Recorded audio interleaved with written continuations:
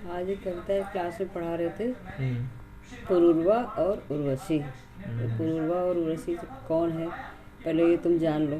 तो पुरूरवा और उर्वशी हमारे पौराणिक ग्रंथों के एक महत्वपूर्ण पात्र हैं जो आपस में वार्तालाप करते हैं, और उस वार्तालाप के माध्यम से वो ये बताते हैं कि जो अथाह शक्ति रखने वाला जो पुरुष है, वह पुरुष भी नारी के कोमल सौंदर्य के सामने कैसे असहाय हो जाता है, पराजित हो जाता है। तो इसी संदर्भ में वो कहते हैं पुरूरवा कि कौन है अंकुश, इसे मैं भी नहीं पहचानता हूँ, पर सरोवर के किनारे कंठ में जो जल रहा है, उस तृषा उस वेदना को जानता हूँ।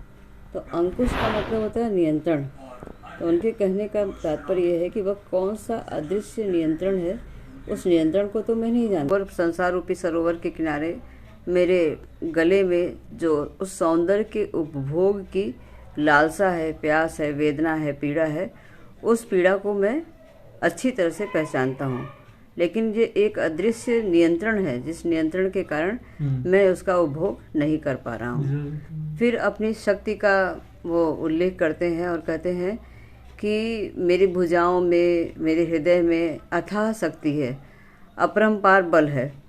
तो सिंधु सा उद्दाम अपरंपार मेरा बल कहाँ है।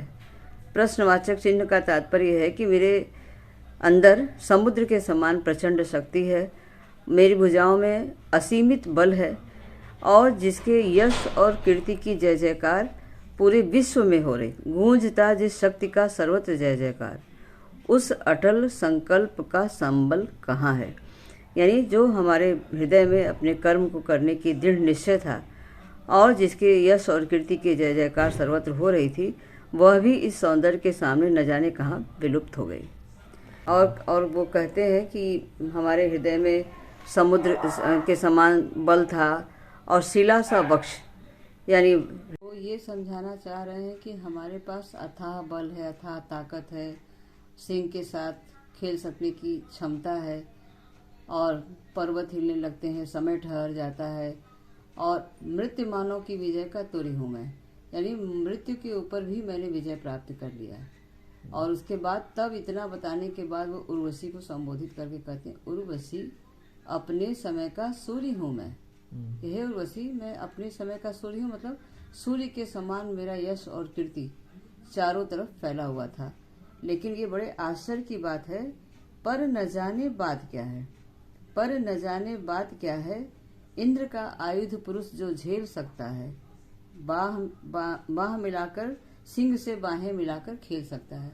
यानी जिसके भुजाओं में इंद्र के अस्त्र को भी झेल सकने की क्षमता है, और जो सिंह से भी लड़ने की ताकत रखता है, फूल के आगे वही असहाय हो जाता, शक्ति के रहते हुए निरुपाय हो जाता। वही पुरुष फूल के समान कोमल नारी के सौंदर्य के सामने असहाय हो जाता है, और सारी शक्तियां उसकी उपायहीन हो जाती हैं, क्षीण हो जाती हैं। विद्ध हो जाता सहज बंकिम नयन के बाण से, जीत लेती रूप सी नारी उसे मुस्कान से। वह उसके नेत्रों के एक तिरछे दृष्टि से घायल हो जाता है, और उस रूपवान या रूपवती स्त्री के मुस्कुराहट के सामने वो पराजित हो जाता है। ये पर न जाने बात क्या है, मतलब वो इतना आश्चर्य व्यक्त करते हैं कि जिसके पास इतनी क्षमता है, इतनी ताकत है, वह नारी के कोमल सौंदर्य के सामने किस तरह से पराजित और असहाय हो जाता है। यही है। उसके बाद इसमें ज्यादा लंबा सा बड़ा सा है। क्या बोलती है वो समझाती है, कहती है, क्या बोलूं मैं क्या कहूं, भ्रांति यह देह भाव, कि मैं इसका क्या जवाब दूं, क्या कहूं। जो भ्रांति देह भाव, जो लोग नारी को देह समझते हैं, मतलब जो वो उनका भ्रांति है, उनका भ्रम है। मैं देह नहीं हूँ, मैं अतिरिक्त इच्छा सागर से समुद्भूत, यानी उनकी अतिरिक्त इच्छा के सागर से मेरा जन्म हुआ है। और इसी क्रम में वो ये बताना चाहती है कि न तो मेरा जन्म समुद्र से हुआ है, न आकाश से हुआ है, न तारे से हुआ है, न समुद्र की लहरों से हुआ है। मेरा जन्म पुरुष के अतिरिक्त इच्छा के सागर से हुआ है। और मैं मधुर वन्ही, एक शब्द उसमें है मधुर वन्ही, यानी वन्ही माने आग, मधुर मतलब कोमल। तो ये विरोधाभास है आग कभी कोमल नहीं होता, लेकिन वो कहती हैं कि मैं एक ऐसी आग हूँ जो उनके पुरुष के मन में मधुरता की अनुभूति कराती है।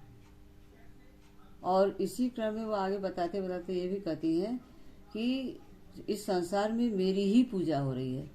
कवि लोग कविता के माध्यम से, कलाकार लोग कला के माध्यम से हमारे विजय की ही गाथा गाते हैं।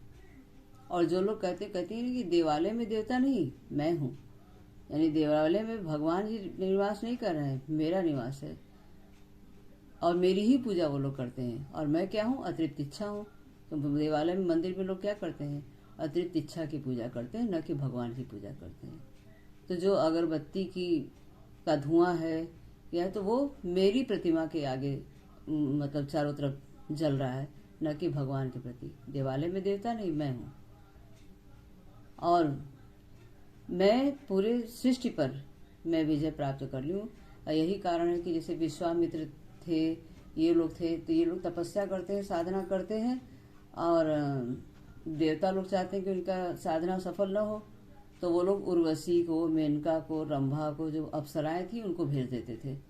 तो देखे होंगे कि इसमें पौराणिक जो सब आता है, महाभारत चाहे रामचरितमानस, तो उस महाभारत रामचरितमानस में जो देखोगे कि साधु महात्मा लोग तपस्या कर रहे हैं, तब तक जो है ऊपर से स्वर्ग लोग से अप्सरा लोग आती हैं और नृत्य करने लगती हैं और उनका तपस्या भंग हो जाता है। तो ये वही कि इतने ज्यादा तपस्वी हैं जो कई कई वर्षों तक साधना करते हैं, उनकी तपस्या भी स्खलित हो जाती है। स्खलित मतलब भंग हो जाती, टूट जाती है। तो यही उर्वशी उनको समझाना चाहती है कि जो लोग ये समझते हैं कि मैं देह हूँ, शरीर हूँ, तो मैं शरीर नहीं हूँ, मेरा जन्म तो उन्हीं की अतिरिक्त इच्छा से। कहते हैं ना कि जिसकी भावना जैसी उसको वैसा दिखाई देता है। तो वैसे ही है कि जिसके हृदय में वैसी भावना है तो उसको मैं शरीर के रूप में दिखाई देती हूँ, जबकि मैं शरीर नहीं हूँ, मैं उनके मन में निवास करने वाला एक भ्रम हूँ। ये वो कहती है।